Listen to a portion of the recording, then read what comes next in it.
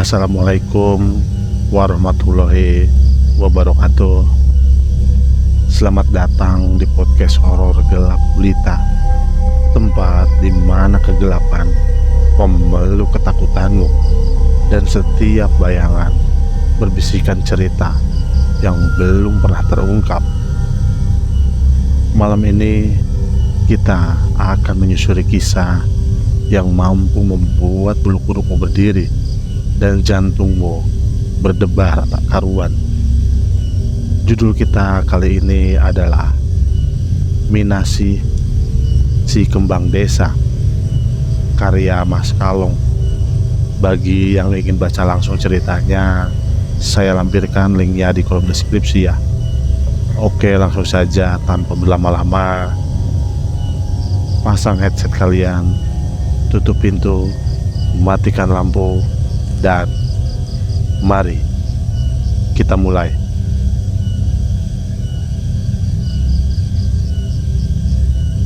Minasi si Kembang Desa.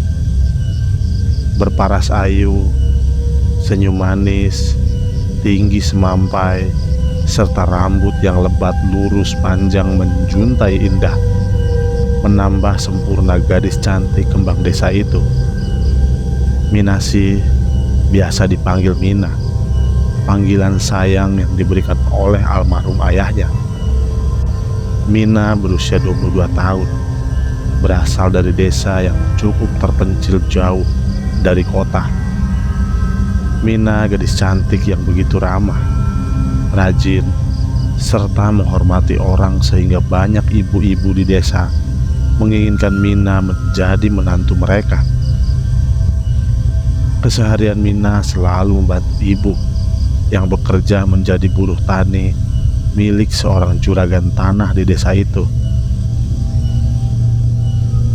Semenjak ayah meninggal, Mina lah yang selalu membantu ibunya.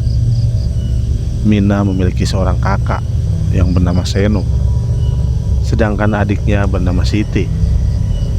Mereka hidup penuh kesederhanaan setelah ayahnya meninggal karena kecelakaan kerja di kota tempatnya bekerja. Tahun pertama kematian ayah begitu berat buat keluarga Mina karena tak ada lagi yang mencari nafkah. Sedangkan saat itu kakaknya masih bersekolah, begitupun Mina. Karena tak ada lagi yang menjadi tulang punggung keluarga, Mina serta kakaknya harus berhenti dari sekolah. Mereka harus membantu ibunya yang bekerja menjadi buruh tani. Semua kepahitan Mina lalui dengan kesabaran. Begitupun Seno, adik, serta ibunya. Mereka harus bangkit setelah kepergian sang ayah. Bu, capek ya? Maaf ya, hari ini Mina tak ikut ibu ke ladang karena Siti sakit. Jadi Mina merawatnya, ucap Mina ke ibu yang baru saja pulang dari ladang dengan keadaan yang cukup lelah. Gak apa-apa nak, kamu kan ngurus adikmu. Kalau kamu ikut, si dede siapa yang urus? Ucap sang ibu. Mina sedih melihat keadaan ibunya. Di usia tuanya, ia harus bekerja banting tulang agar kebutuhan sehari-hari dapat terpenuhi. Sedangkan Seno, ia beberapa minggu yang lalu ikut paman dari pihak ayah untuk bekerja di kota. Kini di rumah yang sudah lapuk dan tua itu, Mina tinggal bersama ibu dan adiknya. Kadang terpikir di hati Mina, apa ia harus ikut merantau kakak ke kota agar bisa membantu memenuhi kebutuhan sehari-hari mereka, agar bisa cepat merenovasi rumahnya. Dikala hujan, rumah itu mengalami bocor di mana-mana. Bahkan tak jarang rasa khawatir menghantui Mina bila ada hujan bersamaan dengan angin. Ia takut rumahnya roboh. Tapi semua keinginan itu hanya tinggal keinginan. Ia berpikir kalau ia ikut kakaknya merantau, yang akan mengurus adik serta ibunya siapa. Sedangkan Siti masih terlalu kecil untuk membantu ibu, baik bekerja di ladang maupun membantu beres-beres di rumah mereka. Mina begitu menyayangi Siti serta ibunya. Apapun Mina lakukan demi kebahagiaan mereka. Mina kembang desa yang memiliki hati tulus, rumah, ramah, berbakti kepada ibu serta pekerja keras. Di usia yang terbilang muda, Mina sudah menjadi gadis dewasa dengan segala hal. Karena itulah banyak para ibu-ibu serta pemuda desa yang ingin menjadikan Mina menantu serta istri mereka. Pribadinya yang cukup agamis semakin menambah indah kecantikan Mina. Suatu ketika, seorang pemuda desa mengunjungi rumah Mina, berniat untuk bersilaturahmi kepada ibu serta Siti dan berniat ingin melamar Mina. "Assalamualaikum," ucap pemuda itu. "Waalaikumsalam," jawab lembut Mina. Kang Rohim, maaf Kang, tumben datang kemari. Ada apa ya Kang?" ucap Mina sebelum mengizinkan Rohim masuk karena ia sangat menjaga dirinya. Neng Mina, ibu ada Neng? Akang mau silaturahmi," ucap Rohim. "Oh, ada Kang, mari masuk, silakan duduk. Maaf, kami tak punya kursi. Tunggu sebentar ya, Mina panggilkan ibu dulu," pungkas Mina. "Oh iya, maaf, Kang Rohim mau minum apa?" tanya Mina. "Gak usah repot-repot Mina, air putih saja," katanya. "Gak repot kok, ya udah tunggu ya." Sebelum membuatkan minuman, Mina menemui ibunya yang berada di belakang rumah. "Bu, ada tamu yang mau ketemu ibu," ucap Mina dengan nada lembut. "Siapa Neng tamunya?" tanya ibu. "Oh, itu Kang Rohim Bu," jawab Mina. "Rohim anaknya Pak Camat. Ada apa ya? Tumben sekali." "Ya udah tuh Bu, temuin aja. Gak enak kelamaan dia nunggu ibu," ucap Mina. Ibu Mina pun membersihkan diri, mencuci tangan serta kakinya, lalu menemui Rohim. Nak Rohim, maaf nunggu lama." "Enggak kok Bu, maaf saya ganggu waktunya nih." "Enggak nah, lagi santai." Mina datang membawa minuman untuk Rohim dan ibunya. "Silakan diminum," ucap Mina mempersilahkan. Setelah berbincang-bincang dengan ibu Mina, Kang Rohim mengutarakan maksud dan tujuan utama dia datang. Ialah untuk meminang Mina menjadi istrinya. Alangkah terkejutnya mereka karena yang mereka ketahui Rohim sudah menikah di usia muda. "Maaf nak Rohim, apa kami tidak salah? Dirimu mau meminang Mina menjadi istri ketiga?" tanya ibu Mina penasaran.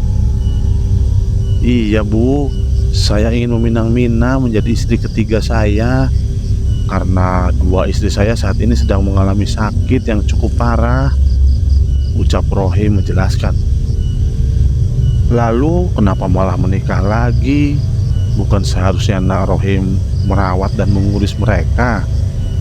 ucap ibu Mina.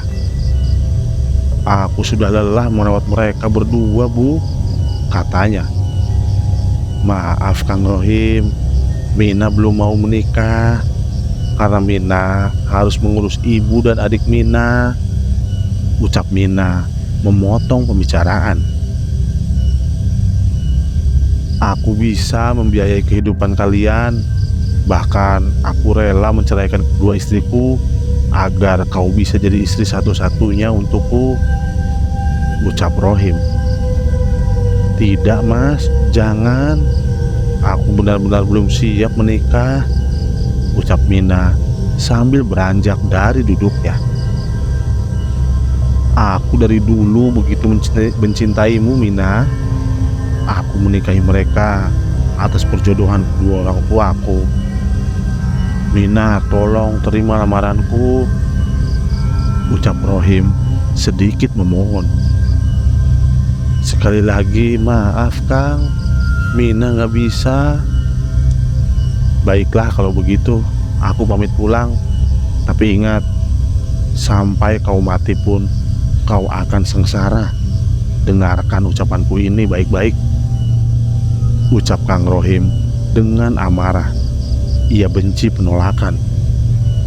Bu, Mina takut, ucap Mina sambil memeluk ibunya.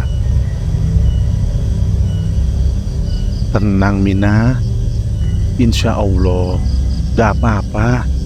Kita mohon perlindungan Allah, katanya menenangkan Mina. Iya bu. Singkat cerita, setelah beberapa hari kedatangan Rohim ke rumah Mina untuk melamar dirinya, kejanggalan mulai terjadi. Berbagai gangguan medis dan non-medis pun terjadi. Ibu Mina memahami hal itu, sehingga ia mendatangi seorang ustadz di desa tersebut. Assalamualaikum Pak Ustadz. Waalaikumsalam Bu. Mari masuk, silakan, ucap istri Pak Ustadz. Mau minum apa Bu? Ucap ramah istri Ustadz itu. Tak usah repot-repot Bu Haji.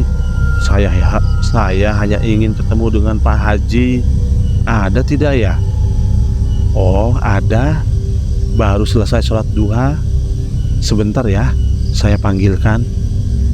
Istri Ustadz itu pun memanggil Pak Ustadz. Bu, ada apa? Kata Pak Ustadz. Begini Pak Ustadz, saya mau bercerita soal hal-hal aneh yang sering kami alami beberapa hari belakangan ini. Jelas Ibu Mina. Gangguan seperti apa ya Bu? Gangguan seperti tiba-tiba datang ular besar di atas tempat tidur kami, lalu hilang begitu saja. Dan yang paling buat kami ketakutan, Mina pernah tengah malam berdandan seperti pengantin sambil bersenandung sampai menjelang subuh. Dan masih banyak hal-hal kecil yang kami alami, ucap Ibu Mina bercerita tentang keadaan mereka. Ustadz atau Pak Haji ini memang terkenal ilmu hikmah. Beliau sering diminta bantuan bila ada warga di desa itu yang memiliki penyakit non-medis. Baiklah, insya Allah malam Jumat besok saya serta istri akan berkunjung ke rumah ibu. Ya Allah, terima kasih Pak Ustadz. Lalu dengan apa kami membayar kebaikan kalian? Karena kami tak memiliki uang. Hanya dengan sholawat sebanyak mungkin serta doakan kami sekeluarga, itu sudah cukup, ucap Ustadz itu. Masya Allah, Pak Ustadz, sekali lagi terima kasih. Kalau begitu saya pamit pulang. Kasihan Mina dan Siti sendiri di rumah. Saya pamit Pak Ustadz. Assalamualaikum. Ibu Mina. Waalaikumsalam, jawab mereka bersamaan. Pak, apa tidak terlalu bahaya masalah Mina serta keluarganya? Ibu lihat ada sosok lain yang tadi ikut bersama Ibu Mina ke sini, ucap istri Ustadz. Insya Allah Bu, kita minta perlindungan Allah. Saat di jalan pulang ke rumah, Perasaan Bu Mina begitu cemas hingga ia berjalan tergesa-gesa ke rumahnya. "Assalamualaikum Mina, adek," ucap ibu memanggil kedua anaknya. "Waalaikumsalam," sahut Siti. "Ya Allah nak, kamu kenapa? Kok pucat begini?" Ibu Mina terkejut melihat Siti sedikit berbeda. "Kakak Mina bu, kakak Mina," sambil menangis memeluk ibunya lalu pingsan seketika. "Adek, dek, bangun nak, tolong, tolong," teriak ibu Mina, berharap ada yang mendengar teriakannya. Tak lama datanglah para tetangga. "Ya Allah bu, ada apa?" ucap salah satu tetangga. "Tolong, anak saya pingsan. Saya baru tiba di rumah, dia begitu pucat, lalu memeluk saya sambil menangis."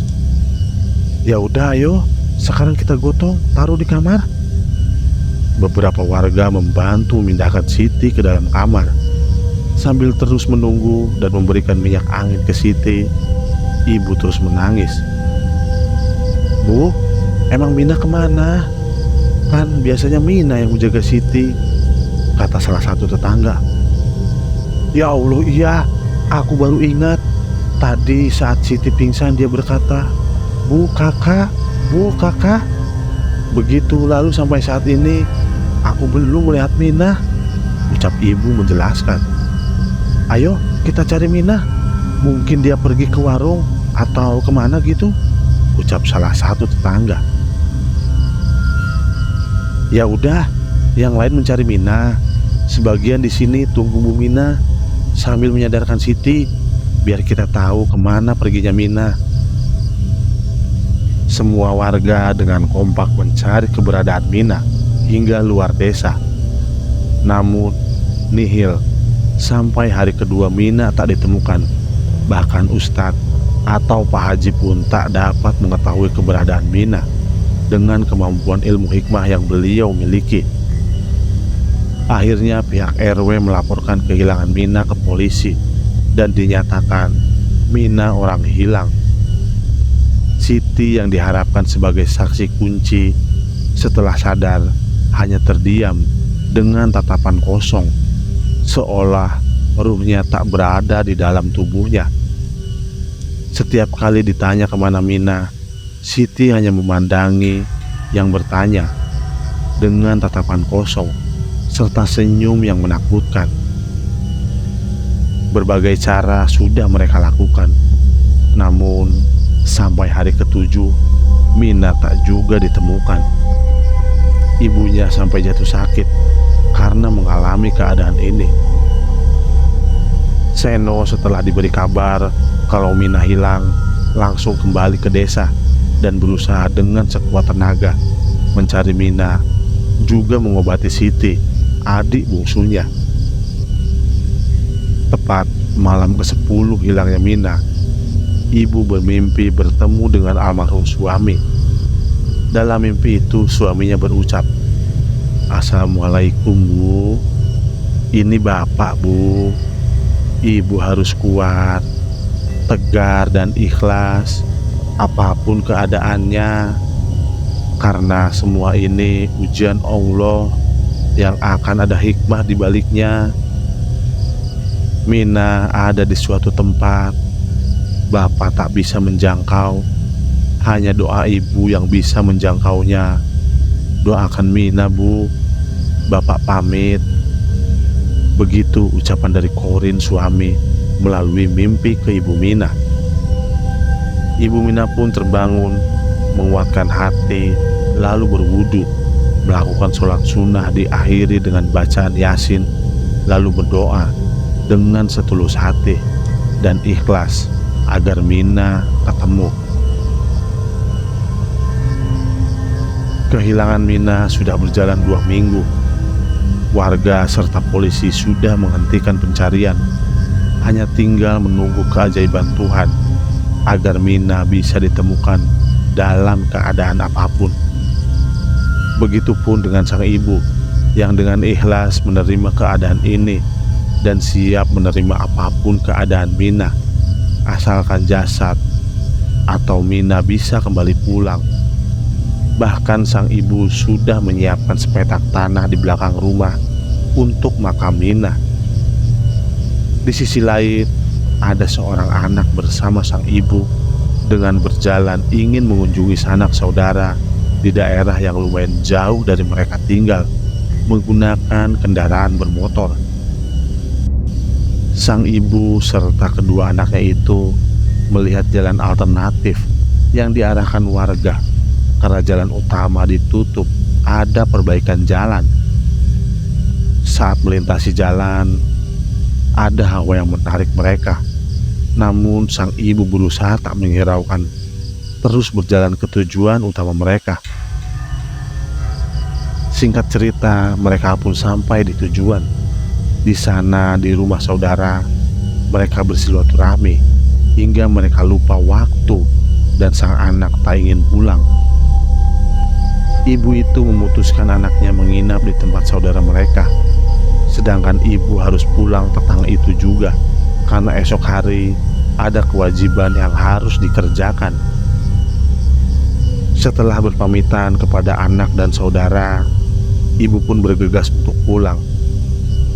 Saat ingin melintas jalan pintas, tiba-tiba berdirilah sosok wanita yang berpakaian kebaya serta rok dengan rambut panjang terurai tepat di tengah jalan. Karena keadaan yang gelap, ibu itu terkejut dan terjatuh dari motornya. Ya Allah mbak, kalau mau bunuh diri jangan di sini. Nih di sungai sebelah sono, kayak dalam banget. Lagian ngapain sih nongol kagak jelas, begitu nyelakain orang aja, ucap ibu itu sambil ngomel dan membangunkan motornya. Sadar, gadis kagak punya akhlak. Emak-emak jatuh bukan dibangunin, malah bejeger bahaya di situ. Ibunya ngedumel. Ya Allah, singkong gue gelinding, ucap ibu itu sambil mengambil singkong rebus kesayangannya yang terjatuh bersamaan tempat wadahnya. Sosok itu hanya berdiri sambil melihat wanita di depannya dengan senyum manis menertawakan tingkahnya. Ya udah tuh Neng, minggir, saya mau pulang. Lagian ngapain anak gadis bejeger di pinggir jalan, bahaya. Bu, tolong saya mau pulang. Oh, ayo, pulang kemana? Pulang ke sana, sambil menunjuk ke sebuah bangunan tua yang terlihat sudah tua. Lah, pulang deket tinggal pulang. Ibu ayo mampir ke sana, sosok itu sambil menuntunnya.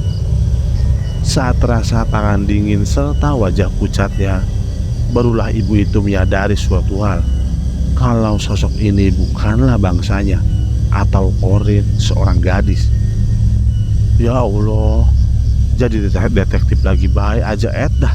Neng, ibu makan singkong boleh nggak?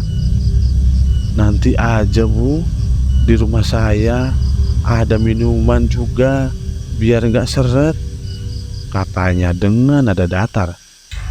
Lah, demit ngerti seret ya? Emang demit zaman now begitu, ucap ibu itu dalam hati. Tibalah mereka sampai di rumah tua itu.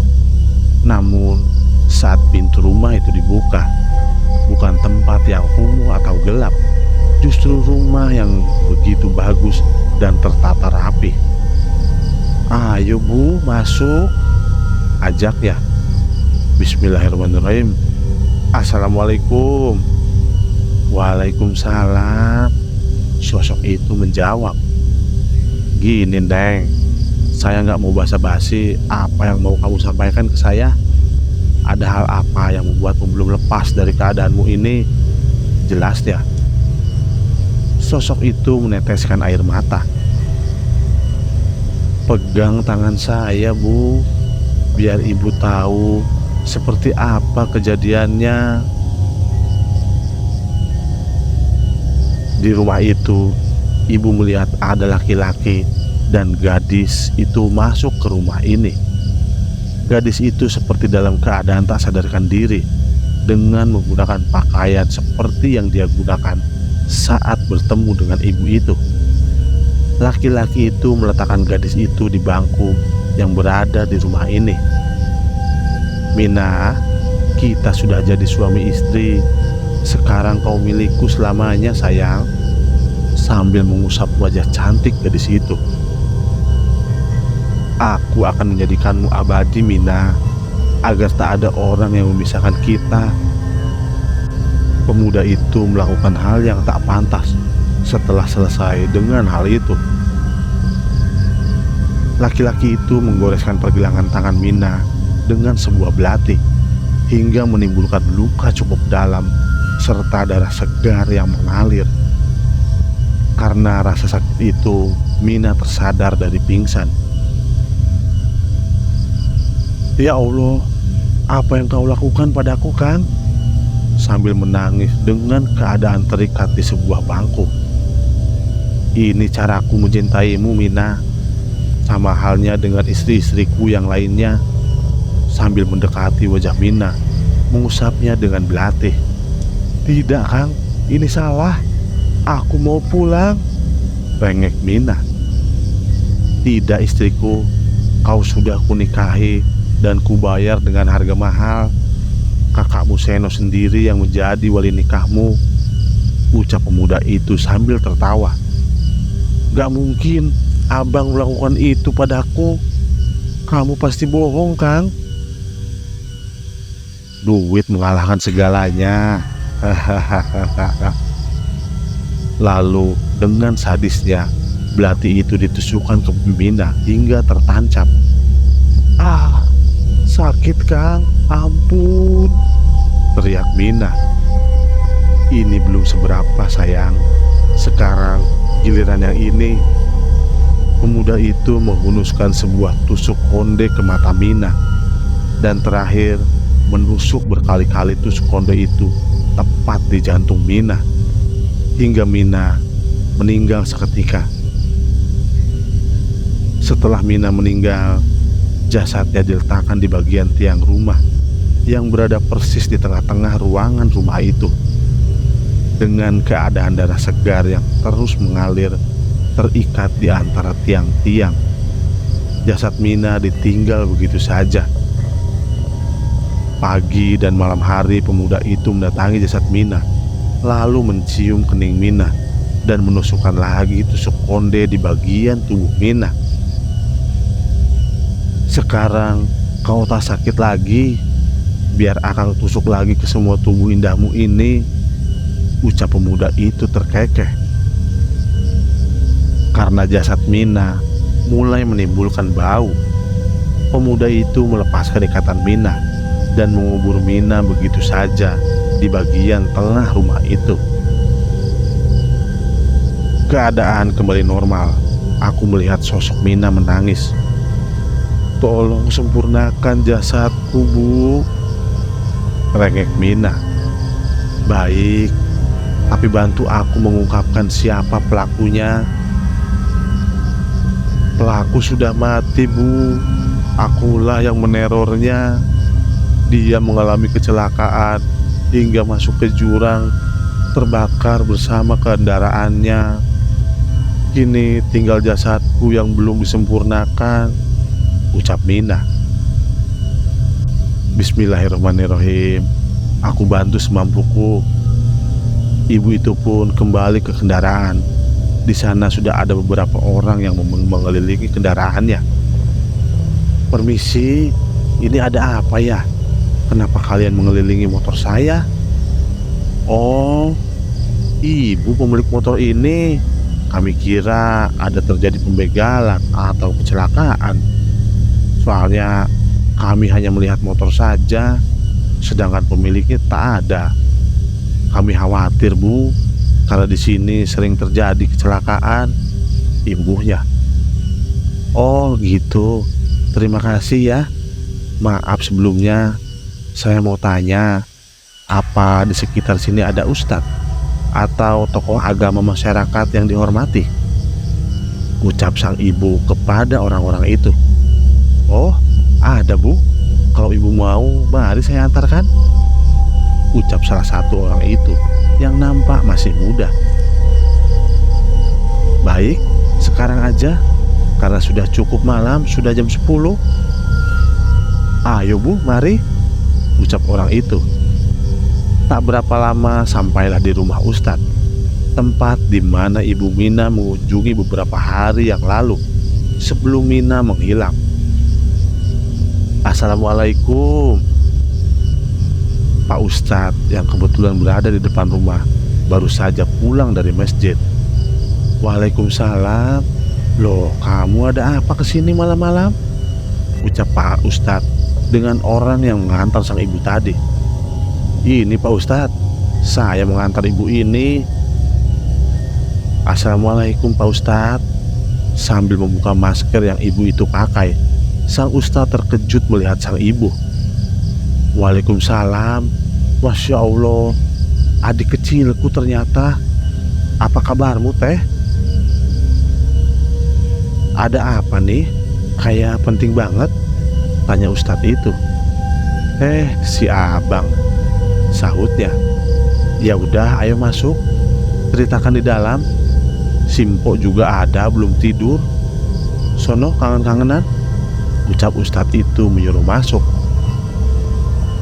"Kamu pulang aja nggak apa-apa. Saya kenal dengan teteh itu," ucap Ustadz ke orang yang mengantarnya. Tanpa basa-basi, teteh menghampiri istri Ustadz, lalu meletakkan tangannya di telapak tangannya, lalu meletakkan kembali tangan yang setelah disentuh teteh ke suaminya. Ustadz pun mengalami hal yang sama dengan teteh saat seperti di rumah tua itu.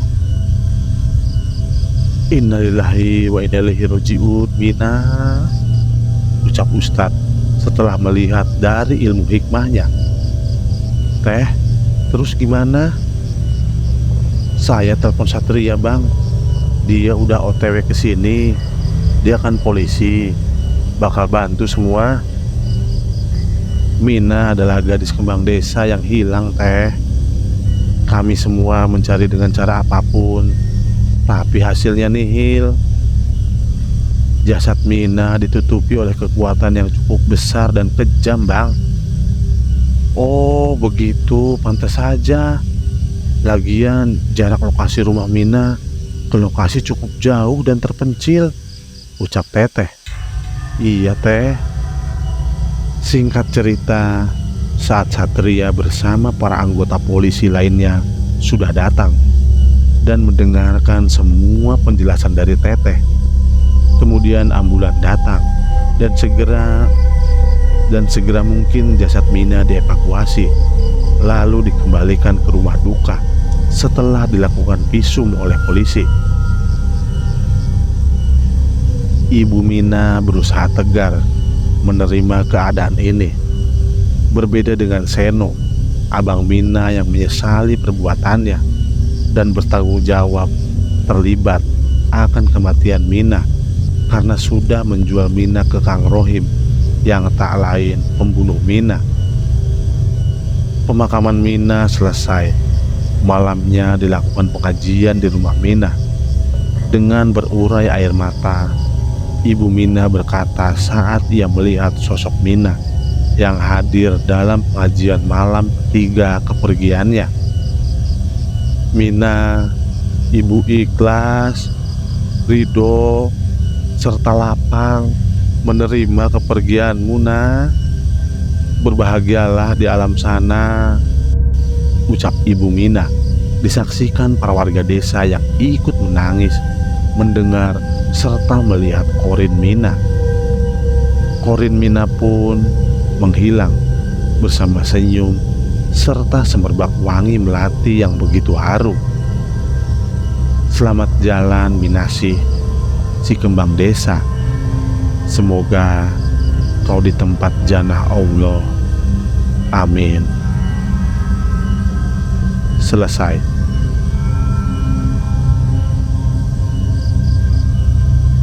Oke, itulah tadi Minasih si kembang desa, karya Mas Kalong. Dan terima kasih sudah menonton cerita horor kali ini.